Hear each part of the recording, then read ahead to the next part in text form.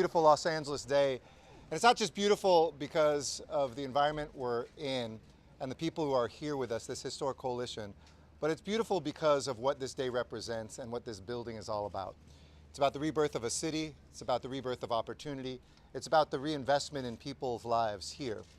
And I want to thank first and foremost our governor, who together with our state legislature, but I saw in the midst of the pandemic how this governor stepped forward, first with Project Room Key, to take people off the street who we believed were the most vulnerable in a pandemic to getting sick and or dying, and to make sure that they had temporary shelter.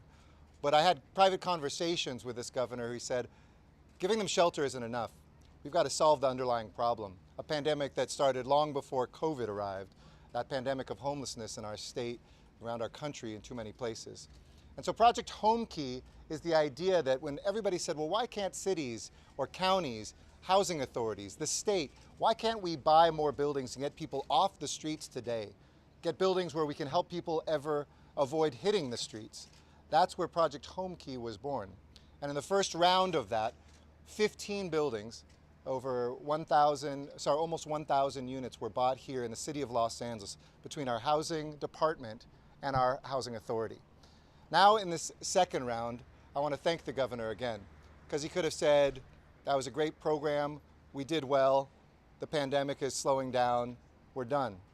But this has been a governor from the time he was mayor to his entire time in the state serving now as our governor, who recognizes the importance of turning people's lives around. One of you asked me, I think it was Alex, isn't this a drop in the bucket? I would say this is part of much bigger than a drop in the bucket. This is part of a torrent of solutions that are coming. In a city that used to build 300 permanent supportive housing units like this for people who are homeless, we'll open up more than 3,000 this year, more than tenfold increase, thanks to the support of the governor, thanks to the support of our national leaders and our federal government, represented today by our dear friend Karen Bass. In each of these rooms, a life will be transformed. Hope will be reborn. And I want to thank the volunteers, Wells Fargo and others who are here today, who really showed the human touch, writing that note welcoming somebody home. Because I can tell you, all of us who have moved people experiencing homelessness into housing like this, it's almost inevitably tears on both sides. Those who learn so much welcoming a neighbor into the neighborhood, and those who are coming off of the streets or out of their cars or out of a shelter. And 50% of the units here in this building will also prevent people from ever becoming homeless, those who are on the brink of homelessness, because we spend so much to take them off the streets or out of their cars or shelters after months, after years, even decades, and it makes sense to do this up front. So today with this represents 30 properties just in the city of Los Angeles, 60 in the county of Los Angeles, that in just a few years have become now permanent housing to rebuild hope. And when people come from housing like this and are able to get into permanent housing elsewhere because of the good jobs they have, the graduations that they experience, this will free up rooms for buildings like this to redouble that number and triple that number over and over again. So I'm sure there's a bunch of stuff I was supposed to say, but I just want to say thank you to this governor, thank you to this congresswoman, and I want to say how proud I am to have served in the toughest years that this city has ever experienced and the state has experienced with somebody who had such vision to be able to do this. And I also want to thank our housing authority, Doug Guthrie. I want to thank our housing department and Ann Sewell for being entrepreneurial. This building was originally going to be a market rate housing project, and we would have welcomed it to the neighborhood. It's beautiful, it has amenities, washers and dryers in the units. It would have added to our transit-oriented development, where some of the best restaurants here on Pico, between Roscoe's and going all the way over to Fairfax, are blooming. It's the very best of LA. But instead of it just helping out any Angelenos, this is helping out the most vulnerable Angelenos, the most vulnerable Californians. And for that, I'm deeply grateful. Brevemente también en español, gracias a Gobernador Newsom por su increíble visión para traer estas unidades de vivienda a la gente en nuestras calles. Nosotros podemos parar la indigencia en nuestras vidas. Con este programa, este edificio es número 30 en esta ciudad, número 60 en el condado de Los Ángeles. Miles de unidades para proveer la esperanza en las vidas de nuestros vecinos. Y por eso es importante continuar a celebrar también, y gracias al liderazgo también de Karen Bass, nuestro congresista, por los fondos federales también que son parte integral de este programa. And so with that, let me now hand over to somebody who long before either of us were elected officials, we were able to make good trouble together. I've been so proud to see the work that she has done at the state level, the federal level, the international level. And this is not a political comment because I know we have an election, a very important election, and I do encourage everybody to vote. But I couldn't be more grateful to serve alongside this friend, this sister, this visionary, somebody I know who is of LA and loves LA and who's here today because of her work. We are celebrating these move-ins. Please welcome Congresswoman Karen Bass. Thank you. Thank you. Good afternoon, everyone, and thank you, Mr. Mayor and the Governor, for your leadership, especially for purchasing the building here in my congressional district, but also in the neighborhood where I grew up. We all know what the numbers are. We all know that several people probably didn't wake up this morning, and this is an example of the solution. We obviously have to get people off the streets right away into temporary, but at the end of the day, as the mayor said, it's about permanent supportive housing. And so to be here today and to see this development, this is a very exciting step in the right direction. When the pandemic hit in Congress, we knew who was going to be impacted the most, and we fought hard to send resources to Los Angeles for Project Room Key and Project Home Key. And I want to congratulate again the governor for the leadership and the foresight to say that these projects have to continue.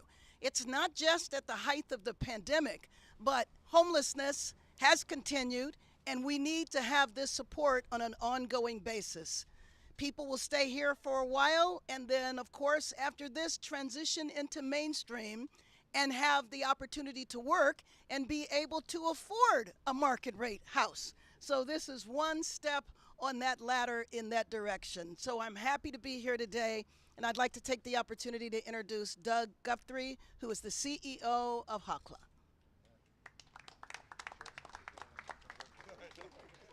Yes, thank you so much, Congresswoman. It's great to be here today. I want to welcome everybody. I know you've been out here for a while now. Thankfully, you are in some shade. But welcome to this beautiful building that is just a wonderful building. It's part of the efforts under Project Home Key, which was beautifully designed by this governor and by the state and the folks there.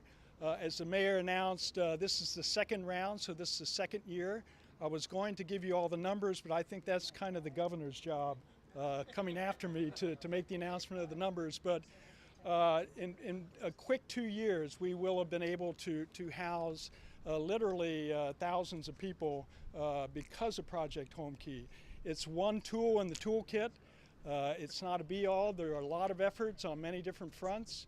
We're fortunate we've had great relationships with the Congresswoman over all these years on affordable housing issues in her district. Of course, the mayor has been leading the charge on behalf of the city, the governor on behalf of the state, and of course we've got some wonderful partners both within the city and Sewell at the LA Housing Department, as well as the City Council, and then of course at the state. So it's my pleasure to introduce our next speaker, who is the director of HCD, Gustavo Velasquez. Gustavo, thank you for your partnership and thank you for all your hard work that you're doing at the state. Thank you. Thank you, Doc. Buenas tardes, good afternoon. We know that the issue of homelessness is multidimensional. There is no one single reason why a person becomes homeless. But what we know for certain is that the shortage of deeply affordable housing, which has been decades in the making, that shortage is the number one reason that aggravates the crisis of homelessness. And Home Key, the governor's Home Key program, is pivotal, is essential to this strategy to ameliorate, eradicate one day the crisis of homelessness. This program is so innovative. I mean, we get calls from the White House, from the federal housing department. We have our hot regional administrator here with us, Jason Poo. From other states, trying to replicate. How did we stand up this program that has accomplished so much in such a short period of time? HCD, the State Housing Department, we have dozens of affordable housing programs. And at best, when I look at the data, at best, each of these programs produce maybe 1,000, 2,000 units of affordable housing. Homekey in this 2-year anniversary, 12,500 units. Record time, 6,000. And it's not just about the units as we know, it's about the story of every life behind each and every one of these units, because this program has an equity focus like no other. So I just want to thank our local partners, because without that, this program, as innovative as it is, wouldn't be due to the creativity of our local partners, Mayor, Representative Hakla, all of our local partners up and down the state to create this momentous program going forward. And I just want to say, we're not done. We're not done. This is just, one more step in a way, given the governor's strategy to reduce the shortage of affordable housing and, again, eradicate one day the issue of homelessness. And leadership matters a lot. So alongside the governor is La Secretaria, the Secretary of Business, Consumer Services, and Housing Agencies, Lourdes Castro Ramirez. Thank you, Gustavo, La Secretaria. Good afternoon, everyone. So we just wrapped up an activity, and it was more than an activity. It was an opportunity for us to ready units. It was an opportunity for us to prepare the home for a family that will be moving into this building. And that you've heard the numbers. You've heard the incredible success that Homekey has had thanks to Governor Newsom. In less than 2 years, close to 12,500 units. But what drives the work that we do at the state level in partnership with our local partners from the Housing Authority. At the end of the day, the numbers and the dollars are very important, but it's important for us to not forget that behind every number, behind every unit, is a person, is a life, is a family. And we are delighted and excited that today we had an opportunity to participate in preparing the home for a family that will be moving into this unit. We are continuing to do everything that we can in partnership with our local entities to quickly bring more housing units to individuals that are experiencing homelessness, but also to individuals that are housing insecure. And we cannot do this without the partnership from our federal partners. I do want to recognize from HUD, Jason Poo. Thank you. And of course, the person behind this innovative program, the person that is always inspiring us to do more as it relates to housing affordability, housing access, and ensuring that we're providing a pathway to stability and a pathway to opportunity. That vision and that energy and that inspiration comes from our boss, from Governor Newsom. So I'd like to introduce Governor Newsom now. Thank you, Lourdes. Thank you, everybody. Let me just level set. I think we all here in the state of California is unacceptable. What's happening on the streets and sidewalks is unacceptable. I imagine people have a little fatigue in programs and, announcements like this saying I've seen this for years and years and years, but what I see out on the streets is simply unacceptable. And I agree with that. I completely agree with people's anger, their frustration. Some people are demoralized. Some people, frankly, have given up on us, given up on the prospect that we can ever solve this issue. And I want folks to know they shouldn't give up. I want folks to know we're just winding up. I want folks to know we're just getting started. Let me be specific about that. 3.5 years ago, we got up there in Sacramento. There was no homeless plan, no homeless strategy. There was only $500 million out there that was just spread all over the state of California without any accountability attached to it. No coordination, no collaboration. The state was not involved in the issue of homelessness. It resided exclusively at the county level. That was just a few years ago. When I was mayor, I didn't even think about calling former Governor Schwarzenegger Davis for support because I knew that wasn't part of the portfolio in the state of California. All of that has changed. We recognize, as a former mayor, intimately, that we can't do this alone at the local level, that we needed to step up our game. So we took that $500 million appropriation that Mayor Garcetti led with the big 13 mayors demanding Governor Brown get into this business. And we took that $500 million and we just got through the legislature just a few weeks ago a multi-year commitment of $14.7 billion, from $500 million to $14.7. Now, I'm of the opinion all that just doesn't, I don't even understand what these dollars mean. I just want to see folks off the streets. I want it done compassionately, thoughtfully, and I'm just sick and tired. So here's how we're breaking it down. Mayor Garcetti was absolutely right. Inspiration, desperation. We're in the middle of COVID, and we're trying to figure out new strategies, new approaches. We're starting to approximate our strategies in the budget, and we realized we needed to break glass. We need to do something radically differently. When the mayor pointed out Karen Bass, he wasn't just being kind. It wasn't just because she's here. But the Congresswoman was instrumental in helping us draw down federal money to do something never been done in the United States, and that's where this room key model came from. We were actually able to use $846 million of federal money, not a dollar of state money, drew down $846 million, and in 6 months, we were able to bring into a portfolio over 6,000 housing units, unprecedented in the state's history. Do the math on that. I've seen these same headlines you have, $1 million units, $1.1 million units. People have bond fatigue. Do the math on that. We took that model, and because of the leadership of Karen Bass and others, we were able to get the Biden administration to extend that program. That's the spirit of this moment, and allowed us to take that original vision and now replicate it, where, as Gustavo said, we now have, with today's announcement, and within a few days when people move in, to be technically correct, 12,500 units we've brought online in just a matter of a couple of years. And here's the big news. At $244,000 a unit of the state money.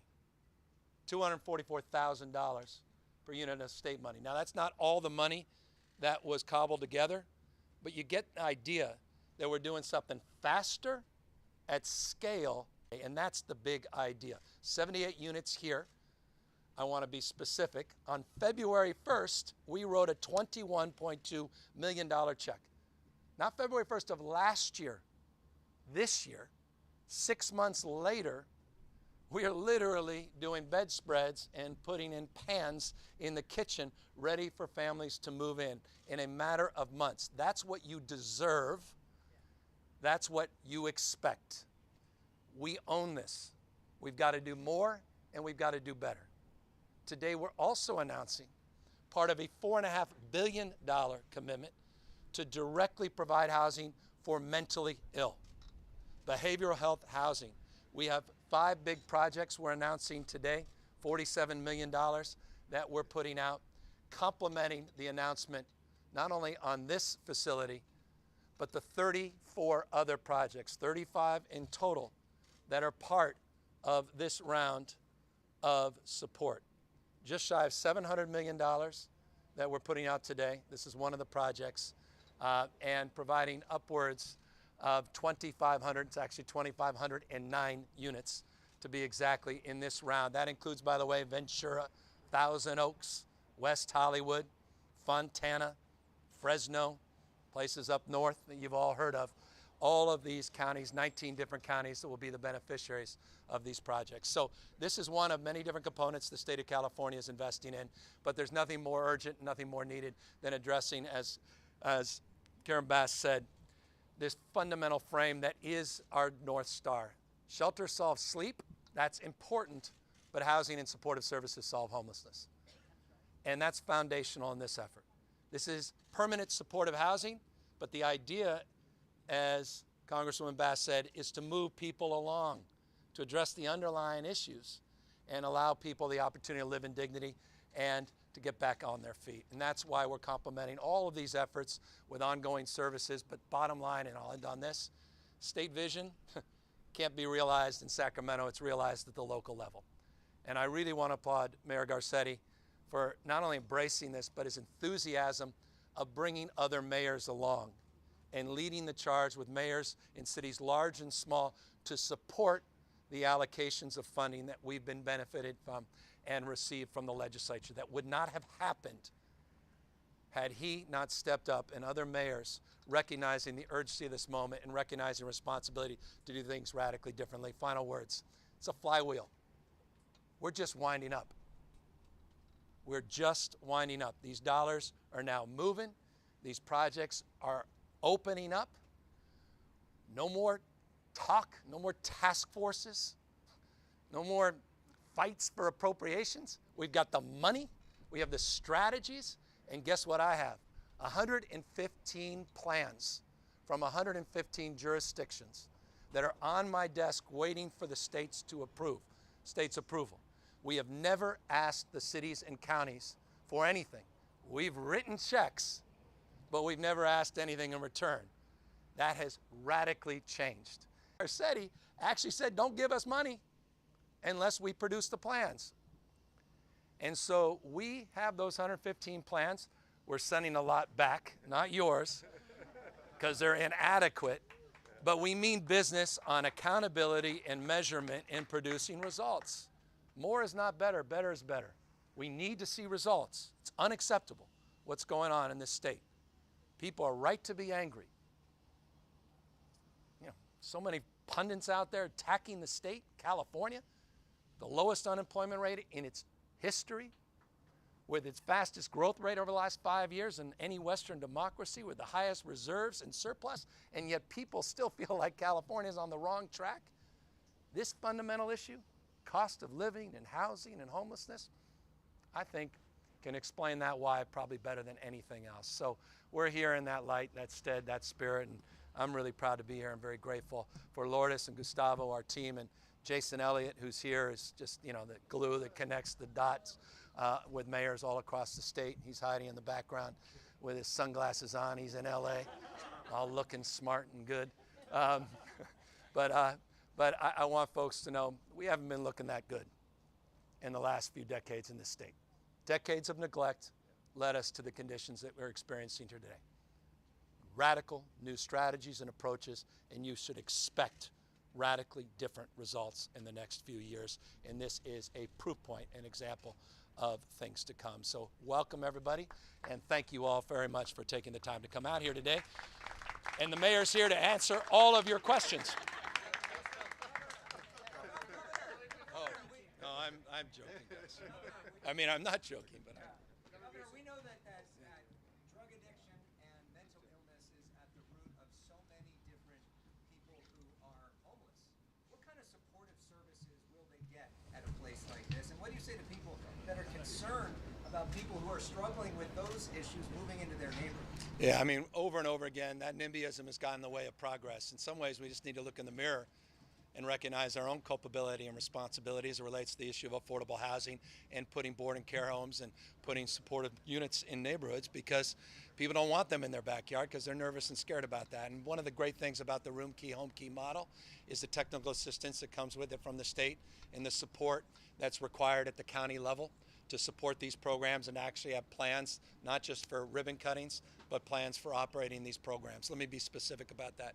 In the announcement we're making today, we're providing, to your question, $83.4 million specifically for ongoing operations of many of the projects that we're announcing here today. So we recognize the brick and mortar responsibility and the service responsibility, and the state is getting in that game in a way we've never have in the past, and I know that at the local level is a big part of the mayor's vision as well. And just on that real quickly, because I want to be specific about this, the neighborhood council here thought this was going to be market rate, heard it was going to suddenly be housing for folks on the verge of homelessness or who are unhoused. And I want to thank them, because it does take patience to listen to, explain, and then they embrace this. So I won't speak for all Californians, but certainly Angelenos are ready to say yes. You have an approach that they know their services here, not just housing, where there was not frictionless support in this neighborhood.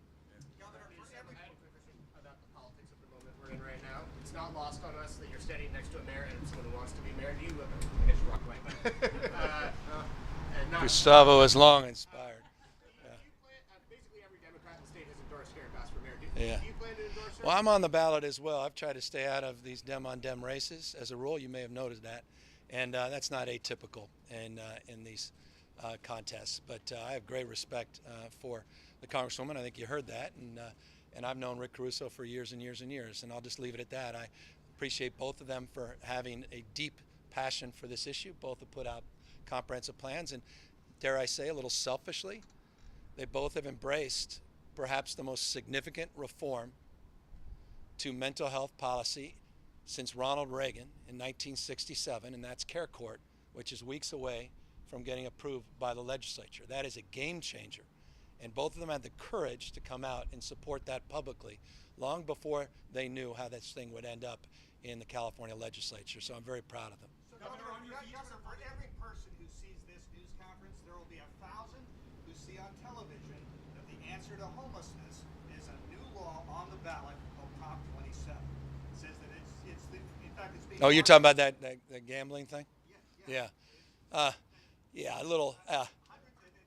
Read between the lines. Yeah, I mean, that's not a homeless initiative. I think some of the money they're saying going to homeless, but I just mark something rather significant, and that is the state of California has committed $14.7 billion. We're not looking for an initiative to get us in the homeless business. We're in the homeless business. So I know initiatives and folks will say anything, and perhaps that initiative will provide a few dollars. I'm not supporting or opposing it. I haven't even given a lot of thought, but it is not a homeless initiative, and I know Angelinos can read between the lines, and they know better. Governor, the unhoused population count is coming out in a month. I'll get to one. Said that it was a political decision, that it was about your ambitions, and some have said you didn't want to see yourself in an ad, Republicans saying that there are drug dens in California. Yeah. What's your reaction to SB 57? Well, I got to see plans first. I got to see what the strategy is. What's the plan? What's the accountability? What the metrics are. I just noted there are 115 strategies and plans that came from cities, counties, and what we call COCs that just came to the state. There was nothing attached in that legislation to provide for the kind of accountability that I think we need if we're going to do something novel along those lines. I'm very familiar with San Francisco. I've had the privilege of getting more and more familiar with the complexities here in Los Angeles and certainly in Oakland. You have 2 mayor's races. You're going to have 2 new leaders. This is a commitment through this legislation for unlimited number of these sites with no plans that have been attached, with new leaders that may have different points of view in just a matter of months. This was not ready to move forward. And that's, by the way, a commitment well into the decade to move this forward. So I thought it was the right thing to do. And I'm saying that as a guy who's been a leader, and I don't mean that in a grandiose way, but I've had no trepidation stepping out front on harm reduction strategy and drug and alcohol treatment programs and looking at novel strategies and best practices. I have historically. But one thing I'm dead set against right now is doing things until we're ready to do them. And we need to see accountability. We need to see real strategies, real plans. And until we see that, I'll be hard pressed to open a door to these pilots without securing that first. Do you like the concept? Well, I've said this in the past. I've always been open. In fact, in the veto, made that point. But it's going to be on different terms than open-ended terms. And it's going to be on different terms in this respect. One of the reasons I have 115 plans, and I said a lot are being sent back, is cities aren't talking to counties. I mean, these are county-led strategies. Healthcare is delivered at the county level. And while it's 3 cities that are leading it, I got to know the relationship. I got to have a deeper understanding of what this is. And none of that was presented in that bill. And so that was the approach. Dissuade us, though, that the Drug Policy Alliance and others have said what you've stated was a policy reason for veto.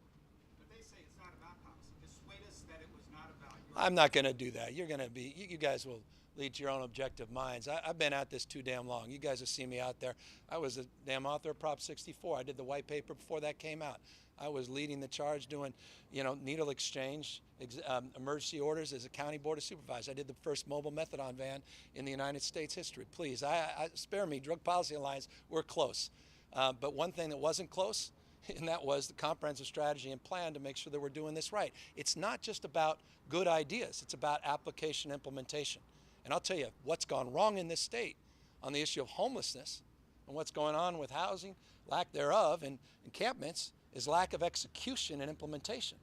And so I'm not interested, as long as I'm here, folks will have that chance November to decide how long. I'm not interested in opening up any new opportunities for anything except results.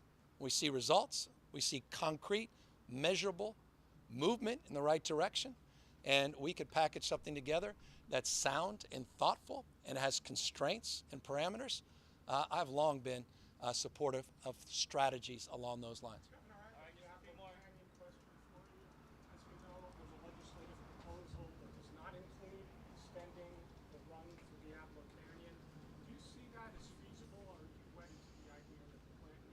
Well, we put out a detailed and comprehensive strategy to address the energy issue, affordability issue. We think it's necessary. We're working closely with the legislature. Last night, this morning, my drive down on the phone, and I'm confident we'll land this. It's complex. It's part and parcel of a larger package, $53.9 billion to be exact, as part of our energy and climate package, the largest subnational package in the world. By the way, I hope all of you are paying some attention. 2 years ago, we took a risk. We came out front. I did an executive order saying in 2035, California was going to lead the way on alternative fueled vehicles. Tomorrow, the California Air Resources Board is going to codify that. We will be the first jurisdiction in the world to require all new cars to be sold to be alternative fuel cars. And here's why it's significant.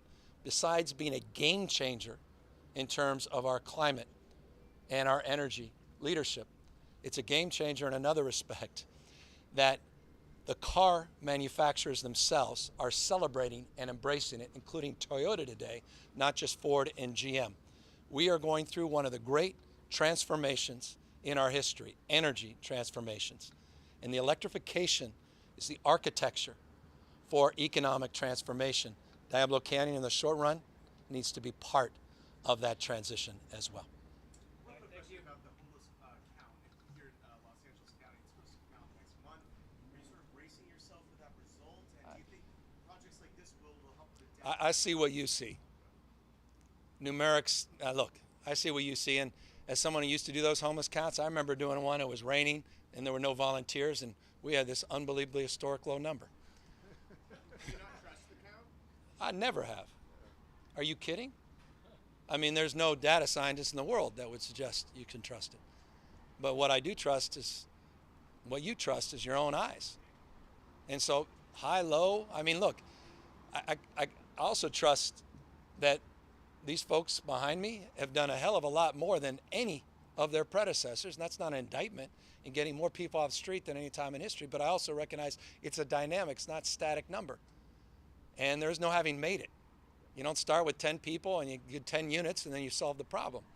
And so this is a challenging issue, and I'm deeply empathetic. I'm here as a, I almost feel like I'm mayor of California, coming here, not governor of California, trying to help the cities and counties because, for all the Herculean efforts, you can't do it alone anymore. And I'll be honest with you. I'll be deeply honest with you. We can't do it alone even as the 5th, maybe soon 4th largest economy in the world, and that's saying something. Running a $97.5 billion surplus, and we still are stretched in terms of dealing with the magnitude of this. And so, yeah, I'm bracing for the numbers because I'm being honest, but the numbers aren't going to change the sense of urgency and the direction now we're moving. To that point, what about the timing on all of this? Because even with what you're doing here, it's thousands of people more being home. Yep. It's thousands of people getting houses, but then there's tens of thousands of more people on the street. What can we expect in terms of timing for helping that? Well, I mean, we're doing this all in real time. I told you we got 6,000 housing units up in 6 months. I mean, this has never been done in United States history. By the way, room key and home key are now national best practices. Literally been replicated by the Biden administration. And I have governors across the country saying, we want to replicate the model. New York's one of those that are trying to replicate the model. We're really excited about that and proud of it. So we have a completely different paradigm, different strategy of engagement, and it's all about time. No one wants to wait 4, 5, 6 years. And by the way, I'll end on this, goes to your first question, and it is the last question, is it? Last question. We did something not everybody supported, but I'm very proud of, and forgive me. The mayor does an amazing job at community outreach, councils and others, and that's right. Community is critical. But too often, even with that good intention, it takes one or two people to shut down these projects. The reason we're doing these projects as quickly as we are, one reason, well, two, their leadership and the fact we waived CEQA on all these projects as of right zoning. This would never have happened in the past. That's a game changer going forward. Thank you all very, very much.